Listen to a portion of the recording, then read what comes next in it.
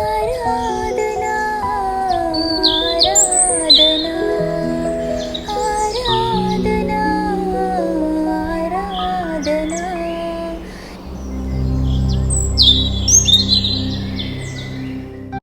తండ్రి, కుమార, పరిశుద్ధాత్మ త్రియేక దేవుని నామంలో మిమ్మల్ందరూ కూడా ఈ మండలకాల ధ్యానాంశంలోనికి ప్రభు పేరిట స్వాగతం తెలియజేస్తున్నాను. 1912వ సంవత్సర కాలంలో పచ్చని కొండల మధ్య మిజోరం అనే ప్రాంతంలో ఒక గొప్ప అద్భుతకరమైన సంఘటన జరిగి ఉంటున్నది. ఈ మిజోరం యొక్క సంస్కృతిలో పుయి టియాం అనే ఒక గొప్ప ఆచారం కలిగి ఉంటున్నది. దానికి రక్తముతో బలి అర్పణ చేసే ఒక యాగముగా ఉంటున్నది. రెండు తెగలు మధ్య ఒక ఒప్పందమును చేయటానికి వారు ఒక పశువును బలిగా ఇచ్చి దానిలో రక్తమును చిందించిన తర్వాత ఆ రక్తములో ఆ రెండు వంశముల యొక్క నాయకుడు ఆ రక్తములో అడిగేసి ఒక ఒప్పందము చేసేవారై ఉంటారు. ఆ ఒప్పందము ఒకవేళ ఎవరైనా మర్చినట్లయితే, ఎవరైనా దానిని తప్పినట్లయితే వారికి మరణము తథ్యము అంటూ ఒక ఒప్పందము చేసుకున్న వారిగా ఉంటారు. అదే 19వ శతాబ్దంలో క్రైస్తవ మిషనరీలు ఆ స్థలమునకు విచ్చేసి యేసుక్రీస్తు ప్రభుల వారి యొక్క సువార్తను ప్రకటిస్తూ యేసుక్రీస్తు ప్రభుల వారి యొక్క రక్తమును మానవ పాపముల యొక్క పరిహారముగా ఏ విధముగా చిందించబడి ఉన్నదో అంటూ వారికి జ్ఞాపకము చేస్తూ ఆ యేసుక్రీస్తు ప్రభుల వారి యొక్క రక్తపు నిబంధనను గురించి ప్రకటించినప్పుడు వారు చాలా ఆశ్చర్యపడి, అందులో చ్వాంగా అనే అతను ఒక విషయమును గమనించిన వాడిగా ఉంటున్నాడు. మనము దేవునికి ఇచ్చిన మాటను తప్పిపోతాము తెలిసి కూడా యేసుక్రీస్తు ప్రభుల వారు శిలువపై ఆ రక్తపు మార్గములో మన కొరకు నడిచిన వాడై ఉన్నాడు, మన శిక్షను ఆయన భరించిన వాడిగా ఉన్నాడు అంటూ చ్వాంగ్ తను గమనించిన వాడై ఉంటున్నాడు. అందును బట్టే ఆ మిజో ప్రాంతంలో చ్వాంగ్ అనే అతను మొట్టమొదటిగా క్రైస్తవుడిగా మారి, దేవుడు నా కొరకు ఆ రక్తసిక్తుడిగా తన్ను తాను రిక్తునిగా చేసుకున్న వాడై ఉంటూ నన్ను పవిత్రపరిచి విమోచించిన వాడై ఉన్నాడు అంటూ గ్రహించి ఆ గ్రహింపులో దేవునిని అంగీకరించిన వాడిగా ఉంటున్నాడు. ప్రియమైన దేవుని వాళ్ళరా, దేవాలయపు తెర ఒకసారి ఊహించుకున్నట్లయితే అది ఎంతో మందమైనదిగాను భయంకరమైన శబ్దాలతో నిబంధన అనేది గొర్రెపిల్లది, మేకపిల్లది, పశువులది రక్తముతో కొనసాగించిన కాలం. అది కేవలము ఒక నీడ మాత్రమే, పాపానికి గుర్తు చేసే ఒక తాత్కాలికమైన ఏర్పాటు మాత్రమే. కానీ యేసుక్రీస్తు ప్రభుల వారి యొక్క రక్తము కేవలం ఒక తాత్కాలికమైన పరిష్కారం కాదు, కానీ అది క్రొత్త నిబంధనపై వేయబడిన ముద్రగా దేవుడు ఈ లోకానికి వచ్చి ఉంటున్నాడు.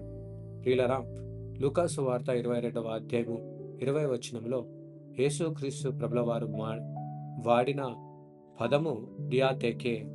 ఈ గ్రీకు పదానికి ఉంటున్న అర్థము ఇది ఇద్దరు సమాన వ్యక్తుల మధ్య జరిగే కాంట్రాక్ట్ వంటిది కాదు, కానీ ఇది ఒక వ్యక్తి రాసే మరణ శాసనం.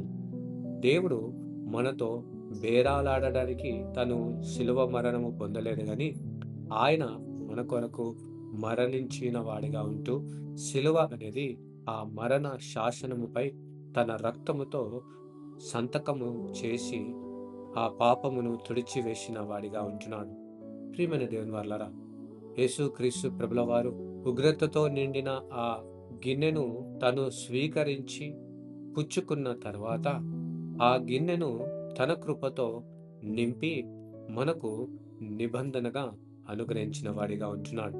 అందును బట్టే ప్రియులరా, పాత నిబంధనలో విధేయతను బట్టి జీవితము అనేదిగా ఉంటున్నది, కానీ ఈ నూతనమైన నిబంధన ముద్ర ఆయన యొక్క విధేయతను బట్టి మనము ఈనాడు జీవించుచున్నాము అంటూ జ్ఞాపకం చేస్తుంటున్నది.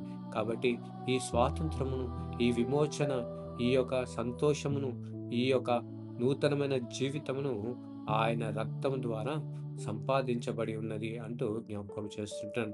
అందును బట్టే ఈ మండల కాలంలో మనము వీటిని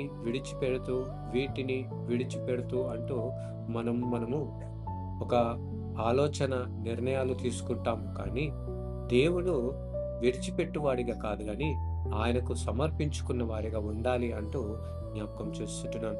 అందుని బట్టే ఈ రక్తపు నిబంధనలో తన నీతిని మనకు అనుగ్రహించి, మన పాపము, మన బలహీనత, మన ద్వేషము, మన అసూయ అవన్నిటిని గూడా తన శిలువపై తన రక్తములో శుద్ధినిగా చేసిన వాడిగా ఉంటున్నాడు. అందును బట్టే ప్రియులరా, ఒక భక్తుడు ఏమంటాడంటే, the cross is the ultimate signature of God. ప్రియులరా, ఎందుకంటే మన ప్రతి పాపములను, దోషములనన్నిటిని పరిహరించిన ఆ అమూల్యమైన క్రీస్తు శిలువ మనకు నూతన జీవితాన్ని ప్రసాదించింది. కాబట్టి ఆ రాజు మనల్ని తన రక్త సంబంధికులుగా చేసుకోవడానికి తన రక్తమును చిందించిన వాడిగా ఉంటున్నాడు. కాబట్టి ఈ మండల కాలంలో మన కొరకై ఈ రక్తపు మార్గమును ఎంచుకున్న ప్రభువు తట్టు మనం కన్నులెత్తి చూస్తూ, మనలో నూతనమైన విశ్వాసముతో ఆయన తట్టు మన జీవితమును కొనసాగిస్తూ, ఆయనకు సమర్పించుకొని విశ్వాసమును, జీవితము త్రియేక దేవుడు మనకు అనుగ్రహించి కాపాడునుగాక. ఆమెను ప్రార్థించుదాము. పరిశుద్ధ దేవ, పరలోకపు రాజా యేసుక్రీస్తు ప్రభువా, అవును తండ్రి, ఆ రక్తములో అడుగు వేసి, ఇదిగో మేము మరిచినప్పటికీ కూడా నీవు మరవక, విడువక, ఎడబాయక నీ కృపను మాకు కనపరిచిన దేవుడవై ఉంటున్నావు. నీవు మరణము పొంది మాకు జీవమును ప్రసాదించిన దేవుడవై ఉంటున్నావు. అవును ప్రభువా, ఈ నా తండ్రి, నీవు చేసిన ప్రతి వాగ్దానములను సంపూర్తిగా చేసి, ఇదిగో రక్త సంబంధికులుగా మమ్మల్ని నీ రక్తపు నిబంధనలో స్వాగతమును, ఆహ్వానము అందించిన దేవుడవై ఉంటున్నావు. తండ్రి, నీకు వందనాలు చెల్లించుకుంటున్నాం. ప్రభా, నీ శరీరక్తములను పుచ్చుకుంటున్న మమ్మల్ని ఈ నూతన సృష్టిగా నీ కొరకు ఈ నూతనమైన నిబంధనలో పాలిభాగస్తులుగా చేసి మమ్మల్ని అందరినీ ఇదిగో ప్రభా, బలమైన సాక్ష్యంగా ఈ లోకంలో వర్ధిల్లుటకు నీ కృప భాగ్యం మాకు వినగా దయచేయమని ప్రార్థిస్తుంటున్నాం. మాకు కావలసిన సహాయమును, సహకారము, నీ సాక్ష్యమును నీ పరిశుద్ధమైన నామములను అనుగ్రహించి, ఇక మీదట బ్రతుకుట క్రీస్తే, చావైతే మేలే అనే విశ్వాసంతో, అట్టి నిర్ణయములో, అట్టి దృఢమైన విశ్వాసములో మమ్మల్ని మేము నూతనపరుచుకుంటూ నీ దృష్టికి అంగీకారంగా ఉండే జీవితం మాకు అనుగ్రహించమని యేసయ్య పరిశుద్ధ నామములో అడిగి వేడుకొంచున్నాం తండ్రి. Amen. God bless you all and have a blessed day.